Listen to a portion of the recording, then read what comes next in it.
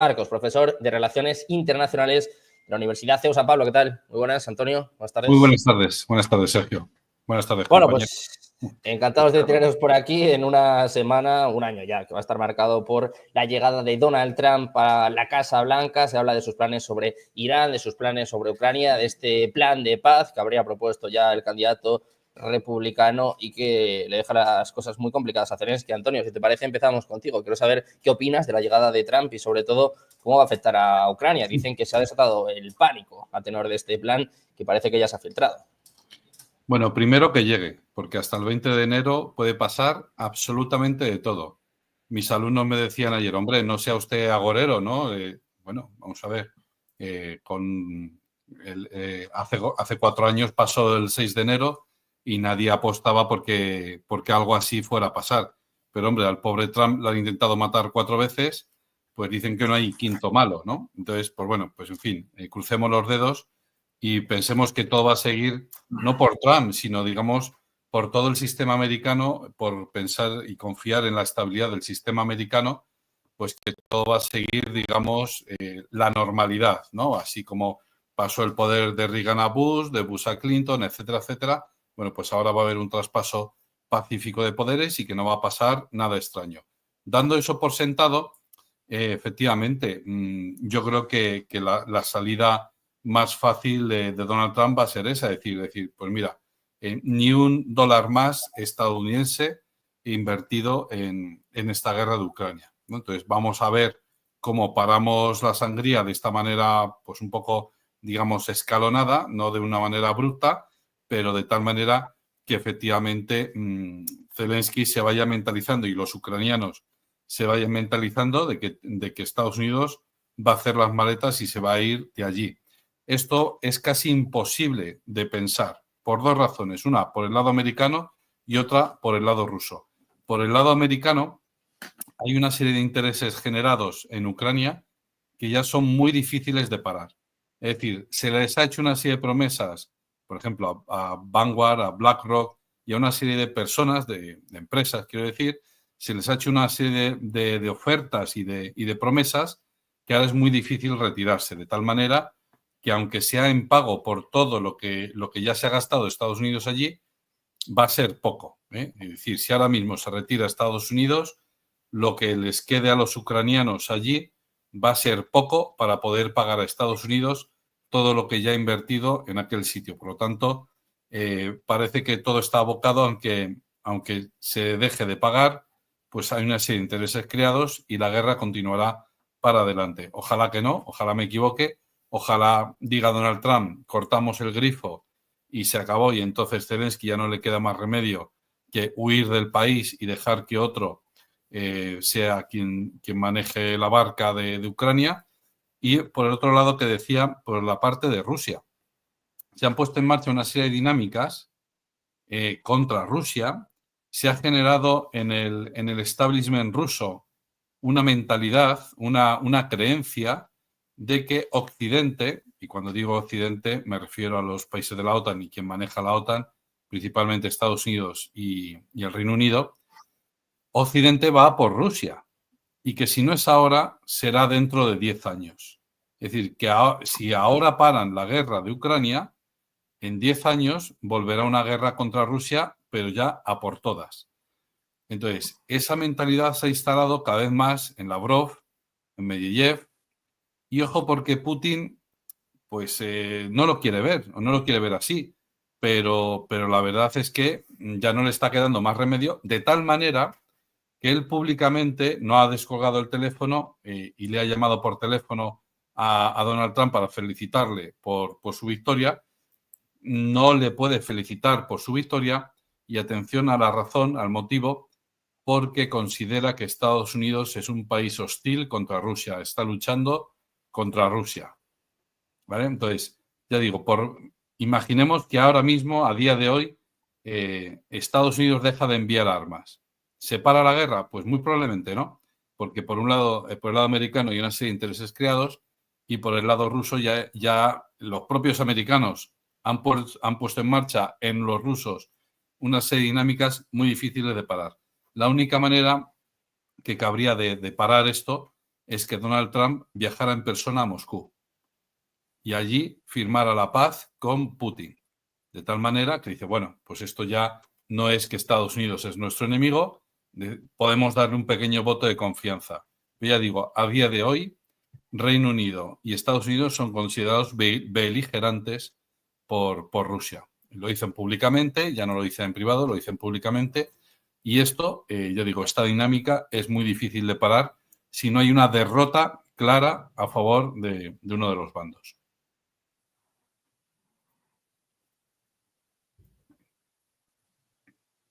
No se oye, Sergio, no se oye. Pendientes de la relación entre Putin y Trump y, bueno, de cómo se puede alcanzar esta paz, después de estas informaciones de Wall Street Journal que hablaban sobre este plan de paz del, ahora ya, presidente electo de Estados Unidos. Y, José, te quiero preguntar también por esto. ¿Qué esperas tú de Donald Trump y cómo va a afectar al conflicto en Ucrania? Si estamos más cerca que nunca de una paz o, como cuenta Antonio, pues todavía queda un largo camino. En principio no creo que haya paz, porque Trump es un episodio en la historia de los Estados Unidos. Trump va a durar 4 años y los rusos se preguntan, ¿y después de esos 4 años qué va a pasar? Y luego, como decía Antonio, hay unas herencias de la administración anterior que, bueno, yo creo que lo que se promete a las empresas, teniendo en cuenta que posiblemente Europa pague las deudas de los ucranianos, tampoco le puede importar mucho la política exterior americana. Es decir, lo que Ucrania no pueda pagar, lo pagará la Unión Europea. Pero, desde luego, de esta guerra los gastos los va a pagar Europa, sin duda alguna, no Estados Unidos. Entonces, bueno, en ese aspecto creo que a las empresas multinacionales americanas no creo que les preocupe mucho ese tema, precisamente. Y además, todo aquello que merece la pena ser sacado de Ucrania está en el territorio de la antigua Nueva Rusia, es decir, está en el Donbass, está en Zaporozhia, está en territorios que ahora mismo ya no están ni estarán bajo el control de Ucrania. Por lo tanto, bueno, esos son, por decirlo así, pues algo así como gastos sin fondos, o sea, fondos sin justificación, que bueno, que se han perdido y no hay más que discutir. Entonces, bueno, yo creo que tardará en venir la paz por 2 cuestiones. Primero, mientras subsista el régimen de Zelensky y, sobre todo, mientras no haya un tratado de seguridad para toda Europa, Rusia no tiene por qué parar. El objetivo de Rusia no es conquistar territorios, que no le hace ninguna falta, ni tampoco es expandirse, no se sabe muy bien hacia dónde y para qué. El objetivo de Rusia es tener unas garantías estables de seguridad, lo que en los últimos 30 años no ha tenido. Entonces, claro, el objetivo de Rusia no es dominar Ucrania, porque no le hace falta. Lo que sí le hace falta a Rusia es saber que Ucrania o los países bálticos o Finlandia no van a ser usados como un trampolín contra ella. Es decir, un tratado de seguridad en Europa pondría fin no solo a la guerra en Ucrania, sino a muchísimos conflictos posibles. El problema es hasta qué punto la OTAN va a ser capaz de asumir lo que sería una derrota. Significaría no que los países europeos del este abandonen la OTAN, podrían seguir en la OTAN. El problema sería que todo el armamento estratégico de Estados Unidos tenía que estar situado donde estaba en los años 80, donde estaba, por ejemplo, en el año 86-87.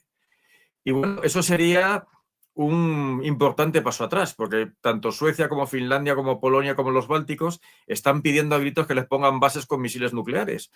Y evidentemente, la paz no va a ser simplemente por Ucrania. Eso que quede muy claro. Rusia no va a pedir únicamente una paz por Ucrania. Para empezar, porque a Ucrania la puede derrotar. En cuestión de meses, quizá un año y un poquito más si llega, pero en cuestión de meses, Ucrania va a quedar agotada por muchas armas que le manden. Pues es una cuestión de personal humano. Entonces, Rusia ahora mismo, el tiempo corre en su favor, Rusia lo sabe y va a jugar sus cartas. Y segundo, no va a tolerar que el escenario ucraniano sea el mismo que ha sido en los últimos 10 años. Eso es seguro. Y por lo tanto, ni Poroshenko, ni Zelensky, ni nadie que haya participado en la acción política ucraniana en los últimos tiempos merece la menor confianza a Moscú. Entonces, bueno, la paz no depende de Trump. Primero porque Trump, durante su presidencia anterior, fue sistemáticamente desobedecido por sus altos funcionarios. O sea, que Trump llegue al poder no significa que nada cambie. Y ya veremos, porque, repito, entre que Trump primero tiene que, por decirlo así, purgar su propia casa, que Trump como mucho va a durar 4 años y que Rusia lo que quiere ahora mismo es un tratado internacional que garantice la estabilidad en Europa, pues las perspectivas de paz no son cercanas. Todos mirando a la paz, mirando también al impacto de Donald Trump, que, hombre, lo que sí que ha quedado claro es que vuelve con más control que nunca, ¿no? Con más poder que nunca. Vamos a ver si esto se puede traducir o no en buscar esta paz en Ucrania. Abud, te quiero preguntar a ti también, ¿qué esperas de Donald Trump y cómo puede afectar a este conflicto que ya pues, se está haciendo también un poquito largo para muchos? Primero, concuerdo completamente con lo que mencionó Antonio y José. En primer lugar, sobre el tema de proteger a Trump. Ese señor que tuvo más de 30 cargos militares, criminales para evitar que llegue a la Casa Blanca, 2 seguros atentados de asesinato y sobrevivió a todo esto. Creo que su equipo que lo rodea debería de tener claro una estrategia completamente segura para protegerlo y para que llegue sano y salvo a la Casa Blanca. Ahora, por el otro lado, también lo que mencionó José y también Antonio, del tema de que Trump lo máximo va a durar 4 años en el gobierno de Estados Unidos y los planes de Rusia, el conflicto con Ucrania es algo mucho más largo, hablando de plazo de tiempo, mucho más metido dentro de la sociedad ucraniana y la sociedad rusa. Y no creo que la política de Trump durante 4 años va a poder resolver el conflicto. Podría congelar la guerra. De hecho, entre paréntesis, la guerra entre Rusia y Ucrania está casi congelada. Ya llevamos tiempo sin notar algún avance de alguna de las dos partes. Sin embargo, aquí, y lo he mencionado en diferentes ocasiones, yo veía regreso de Trump casi seguro a la Casa Blanca desde más de 2 años. Esto no es debido a una ideología política. Hoy en día, y eso diferentes investigadores, autores, coinciden con esta idea de que estamos viviendo en una época que la podemos llamar la época post-democracia. ¿En qué sentido? En que los votantes en todos lados del mundo, esto es un fenómeno global, están votando no de acuerdo a la ideología política, sino de acuerdo al modelo de administración pública que representa el candidato. Al mundo, a las personas en diferentes lados del planeta, lo que les preocupa es el bienestar, más que las ideologías políticas, y eso es lo que explica cómo es posible de que algunos países de repente se mueve el poder entre la extrema derecha a la extrema izquierda y viceversa. Basándonos en esto, si nos preguntamos cuál es el modelo de Donald Trump, pues Donald Trump es una representación muy fiel de un modelo de administración pública que le llamamos el modelo gerencial.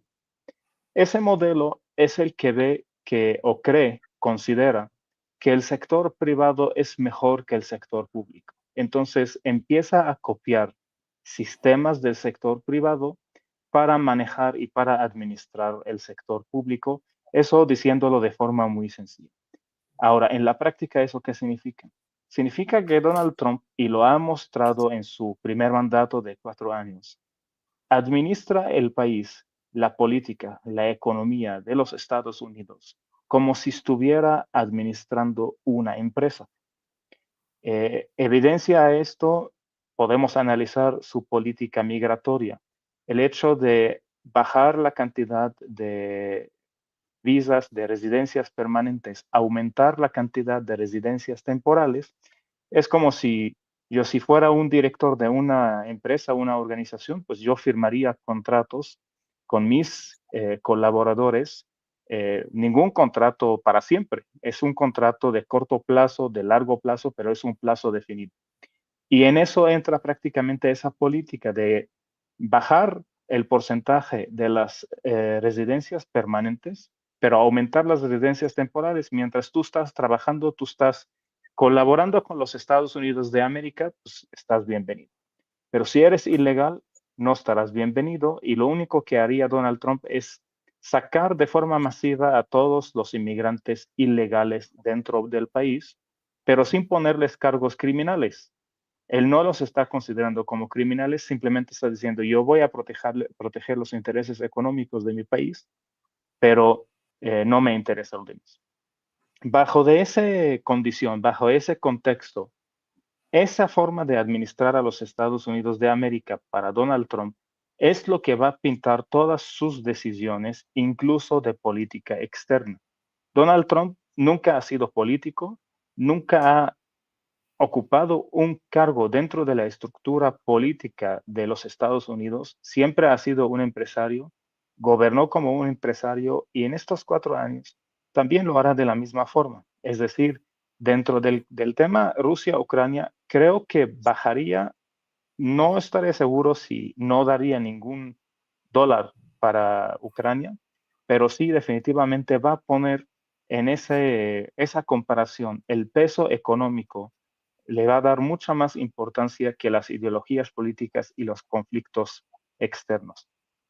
Ahí hay mucho que se puede decir. Nosotros, desde el punto de vista de aquí, de México, Donald Trump, desde antes de ganar, o sea, justo el día de las elecciones, antes de ganar o un día antes, amenazó prácticamente a la presidenta de México, diciendo claramente de que si no controlan su frontera, voy a poner el 25% de aranceles a todos los productos que se importan desde México.